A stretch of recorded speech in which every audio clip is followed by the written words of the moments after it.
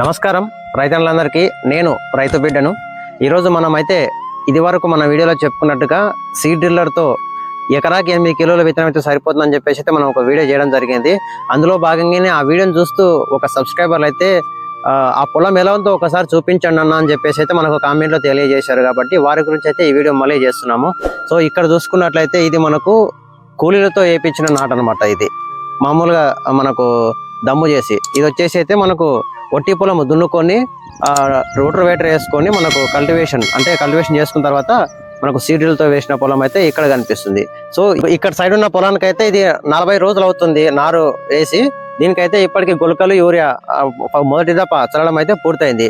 మనకి ఇక్కడ left side లో కనిపిస్తున్న ఈ సీడ్లతో వేసిన దానికైతే 30 రోజులు అవుతుందని చెప్పి రైతు చెప్పడం జరిగింది. దీనికి ఇంకా ఈ పొలానికి ఇంకా మనకు గొలికలు యూరియా అనేది చల్లలేదు. వీళ్ళు కేవలం కలుపు మందు మాత్రమే స్ప్రే చేయడం అయితే చెప్పడం అనేది జరిగింది. అంటే వేసిన ప్రతి ఒక్క గింజ మొలవడం జరిగింది.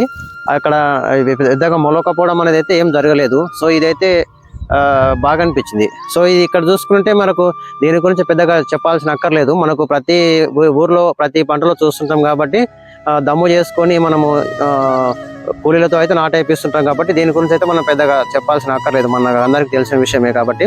సో ఈ వీడియో అయితే మీకు క్లారిటీ కొరకు అయితే చూపించడం జరుగుతుంది. అట్లాగే ఇక్కడ ఉన్న రైతు కూడా ఈ కలుపు మందు ఇప్పుడు మామూలుగా లేబర్తో అయితే ఇది కలుపు తీయించడం సాధ్యం పడదు కాబట్టి కలుపు మందు కూడా స్ప్రే చేయడం జరిగిందని చెప్పి చెప్పడం జరిగింది. వాళ్ళు ఏ స్ప్రే చేశారనే కెమికల్ కూడా నేను మీకు ఇక్కడ డిస్ప్లేలో అయితే మీకు కనిపించినట్టుగా అయితే నేను ప్రయత్నం చేస్తాను. సో ఈ వీడియో మీకు నచ్చితే లైక్ చేయండి, షేర్ చేయండి, మీ విలువైన సమాచారాన్ని కామెంట్లో తెలియజేయండి. Thank you. జై కిసాన్, జై జవాన్, నమస్తే.